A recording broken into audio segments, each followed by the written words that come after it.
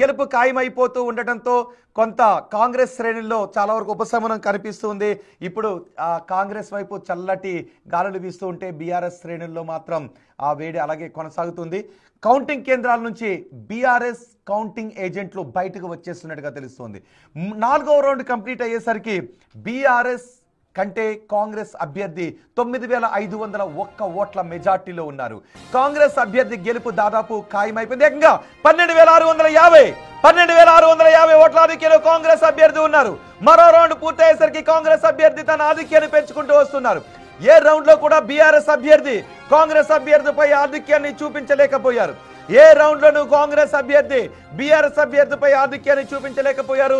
తొలి రౌండ్ నుంచి హోమ్ ఓట్ల దగ్గర నుంచి పోస్టల్ బ్యాలెట్ దగ్గర నుంచి పాపులర్ ఓట్లలో ఈవీఎంలలో ఉన్న ఓట్ల దగ్గర వరకు కూడా కాంగ్రెస్ అభ్యర్థి నవీన్ యాదవ్ తన ఆధిక్యతను పెంచుకుంటూ వస్తున్నారు.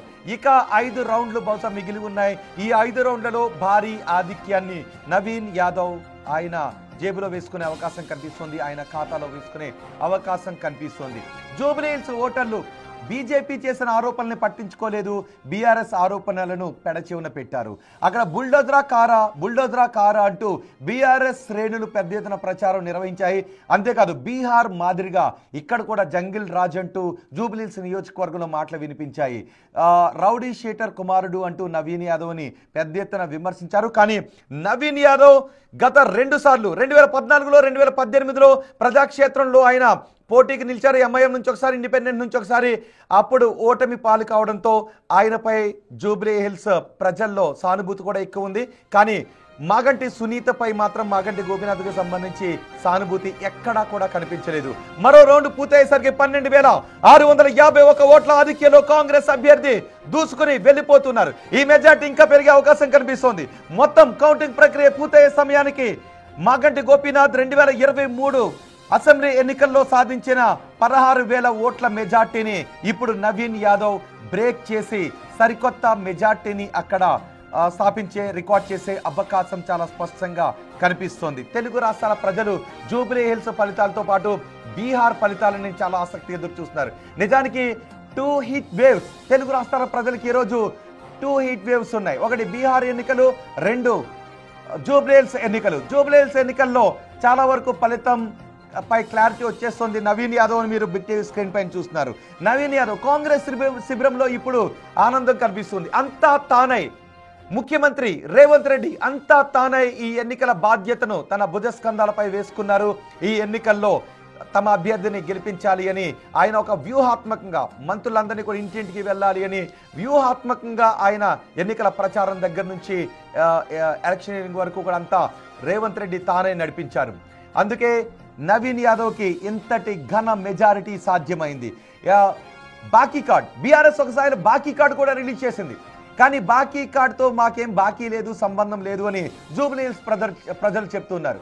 బీఆర్ఎస్ బాకీ కార్డును జూబ్లీ హిల్స్ ప్రజలు పట్టించుకోలేదు. బీఆర్ఎస్ చేసిన నినాదాన్ని బుల్డోజర్ మనకు ఉత్తరప్రదేశ్లో వినిపిస్తూ ఉంటుంది. బుల్డోజర్ నినాదాన్ని ఇక్కడ కూడా ఈసారి కాంగ్రెస్ పార్టీ వైపు వినిపించారు బీఆర్ఎస్ శ్రేణులు. బుల్డోజరా కారా అని అన్నారు. బుల్డోజర్ అనే పదాన్ని మేము తీసుకోవడం లేదు అని జూబ్లీ హిల్స్ ప్రజలు చెప్పారు. ఇక బీజేపీ తన డిపాజిట్ని కోల్పోతున్న పరిస్థితి కనిపిస్తుంది. లంకల దీపక్ రెడ్డి కేవలం 3,000 పైచిలుకు ఓట్లను మాత్రమే ఆయన ఖాతాలో వేసుకున్న పరిస్థితి కనిపిస్తుంది. ఎస్ వెండల లక్ష్మీనారాయణ ఉన్నారు, నాయని రాజేంద్ర కూడా ఉన్నారు. రాజేంద్ర గారు, ఎస్ 5వ రౌండ్ కంప్లీట్ అయ్యేసరికి మరో రౌండ్ కంప్లీట్ అయ్యేసరికి 12,500 ఓట్ల ఆధిక్యంలో కాంగ్రెస్ అభ్యర్థి ఉన్నారు. హలో రాజేంద్ర గారు చెప్పండి. మరో రౌండ్ కంప్లీట్ అయ్యేసరికి నవీన్ యాదవ్ తన మెజార్టీని మరింత పెంచుకున్నారు. అది ఎట్లాగో గెలుస్తామండి, అలా డౌట్ లేదు. అలా దానికి ఎందుకు అనుమానం? మొదటికి ఎరువులు చెప్పినాయి, ఎగ్జిట్ పోల్స్ కూడా అన్ని చెప్పినాయి. అలా రేవంత్ రెడ్డి గారు గాని, మంత్రులు గాని, ఎమ్మెల్యేలు గాని ప్రతి కాదు మీరు అలా అంటుంటే ఎండల లక్ష్మీనారాయణ గారు ఎందుకు నవ్వుతున్నారు? దేనికి నవ్వుతున్నారు? మరి ఇప్పుడు ఉన్న పని ఏమున్నది? వాళ్ళు ఇప్పుడు ఏం చేయమంటారు? ఇప్పుడు ఏం చేయమంటారండి? నిజాయితీ గెలిచిందంటారు, ఇక్కడ గెలిస్తే ఇదిగా గెలిచిందంటారు. ఆ కాంట్రాక్టర్లను లైన్ లో తీసుకోమంటే లైన్ లో ఉన్నారా? ఇలా నేనే బ్రేక్ చేశారు. ఉన్నారా కాంట్రాక్టర్లు? ఉన్నారా? ఉన్నారండి. ఓకే మాట్లాడించండి. కన్స్ట్రక్షన్స్ రవీందర్ గారు నేను రోహిత్ మీరు మీరు ఎక్కడ కాంట్రాక్ట్ చేసిండ్రు, మీకు ఎన్ని అడిగినరు, మీకు ఎంత ఇచ్చిన బిల్లులు, కాంట్రాక్టర్లు ఆనందంగా ఉన్నారా లేరా? ఇక్కడ లైవ్ లో ఉన్న ఒక టీవీ ఛానల్లో, బిగ్ టీవీ ఛానల్లో పేరు యాంకర్ గారు అడుగుతారండి, మీరు ఎందుకు దాంట్లో అందరినీ చెప్పండి. అంటారు రాజేందర్ గారు? మరి ఇంకెట్లా అడగాలండి? మీరు ఎట్లా అడగమంటారో చెప్పండి, అట్నే అడుగుతా. చెప్పండి సార్ రవీందర్ గారు, మీరే చెప్పండి. కాలిపేట బ్రిడ్జ్ ఒకటి మీరే ముందర పడి ఇప్పించారు కదన్నా. అంటే ఇవన్నీ కూడా నేను ఇప్పించాక టోటల్ కాంట్రాక్టర్లు అందరూ హ్యాపీగా ఉన్నారా? వరంగల్ మన దగ్గర మనకు తెలిసిన కాడికి అన్హ్యాపీగా ఉన్నారా? పర్సెంటేజ్ తీసుకుంటున్నారు అని అడుగుతున్నారు రాజేందర్ గారు. పర్సెంటేజ్ ఎంత తీసుకుంటున్నారా? వాళ్ళ అయ్యని పోయి పారదర్శకంగా అన్నారు కదా, ఎంత పర్సెంటేజ్ తీసుకుంటున్నారు అని అడుగుతున్నారు రాజేందర్ గారు. రవీందర్ గారు, నేను అన్న ఇప్పించిన కాలిపేట పేమెంట్ అన్నకు ₹1 కూడా ఇవ్వాలి. అది వాళ్ళ తల్లిదండ్రుల మీద ఒట్టు పెట్టుకోమని చెప్పమని, లేకపోతే అన్న వాళ్ళని అయ్యని పోయి అడుక్కోమని చెప్పండి. విన్నారా? ఎవడన్నా తీసుకున్నాడంటే వాడు తీసుకున్నాడు 10 మందికి పుట్టినోడు తీసుకుంటాడండి. అవి మాతోటి కావు. అవి ఏమన్నా ఉంటే అవి మీతోటి అవుతుంటాయి కాబట్టి మాతోటి కావు. వింటారన్నారా? వారు ఎగిలిన పట్టాలు మీరు దీనికి పని చేస్తారు తప్ప దేనికి పని చేయరు.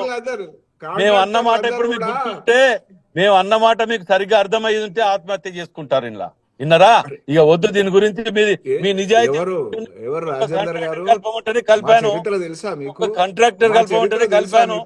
₹1,00,000 మీ పార్టీ రాష్ట్ర చూడండి. మీరు దేశ అధ్యక్షుడు ₹1,00,000 తీసుకొని దొరికిన దొంగలు మీరు. ₹1,00,000 ₹1,00,000 తీసుకొని దొరికిన మీ జాతీయ అధ్యక్షుడు మర్చిపోతున్నారు. మీరు మాట్లాడితే ఎట్లా? మీరు కూడా మాట్లాడితే ఎట్లా అండి? డిపాజిట్ రాని వాళ్ళు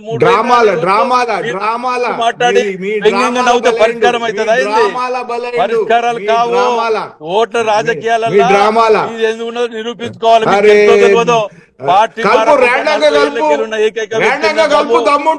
ఏం తెలుసు? ఏం తెలుసు? వాళ్ళని అడగండి. మీకు ఇప్పుడు ఛానల్ అడగండి, ఛానల్ అడగండి. వ్యక్తిని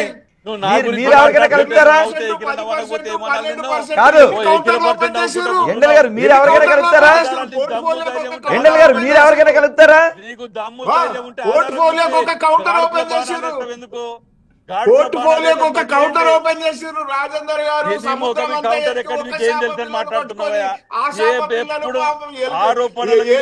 ఢిల్లీకి ఎలక సాక్ష్యం చెప్పినట్టు చేస్తే మీరు అడిగితే ఫోన్ చేసి టీవీలో చెప్పాలా ఇట్లా చెప్పు అని చెప్పి ఇదే కదా మీరు అనేది. వీళ్ళు ఏం మాట్లాడుతున్నారు? 2 లక్షలకు జాతీయ అధ్యక్షుడు దొరికింది దొంగ.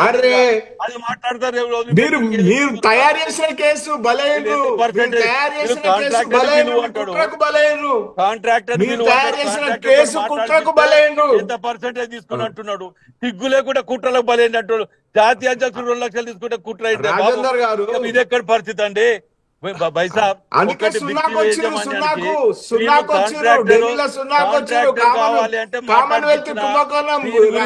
మాట్లాడుతున్నారు.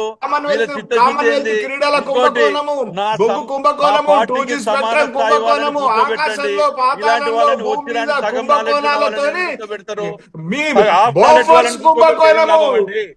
నాలెడ్జ్ సబ్జెక్ట్ ఉన్న వాళ్ళని కూర్చోబెట్టండి.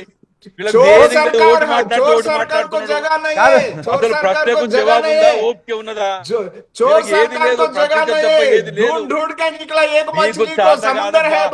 దుకాణం బంద్ చేసుకోండి. మీ దుకాణం బంద్ చేసుకోండి. మీరు నిజాయితీ ఏందో రాజా సింగ్ లాంటి సస్పెండ్ చేసినప్పుడు మీ బతుకులు మీరు మాట్లాడితే ఎట్లా? మీకు చేత కాదు. మీరు దుకాణం షటర్ డౌన్ చేసుకోండి. మీ డిపాజిట్ 350,000 వచ్చిన 3,500 వచ్చిన మీతోటి ఏమున్నది?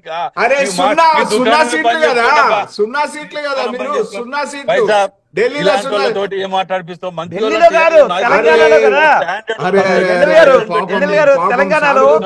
రాజేందర్ గారు సానుభూతి మీకు.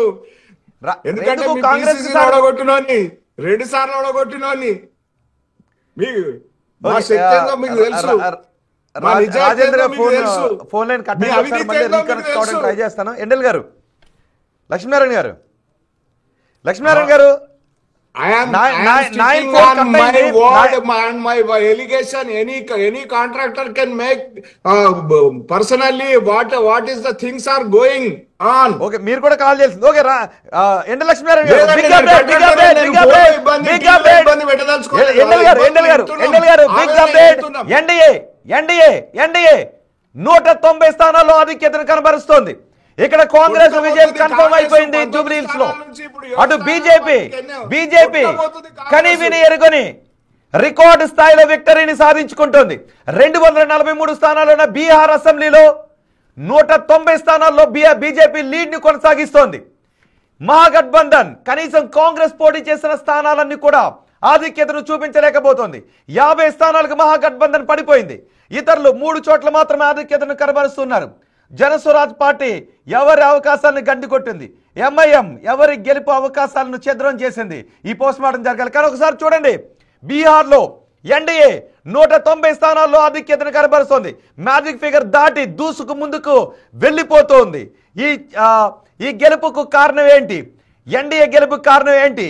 మోదీ చరిష్మా, నితీష్ చరిష్మానా, రాహుల్ గాంధీ ఫెయిల్యూరా, తేజస్వి యాదవ్ను ముఖ్యమంత్రిగా అక్కడి ప్రజలు ఎందుకు వద్దు అనుకున్నారు? బహుశా పోస్ట్ మార్టం స్టార్ట్ అవుతుంది. కానీ ఇది కని విని ఎరుగని వెలుపు, ఇది కని విని ఎరుగని విజయం దిశగా పయనం. అఫ్ కోర్స్ ఇది మిడ్ రిజల్ట్స్ కానీ మనం చూడాలి, ఈ మిడ్ ట్రెండ్స్ కానీ మనం చూడాలి.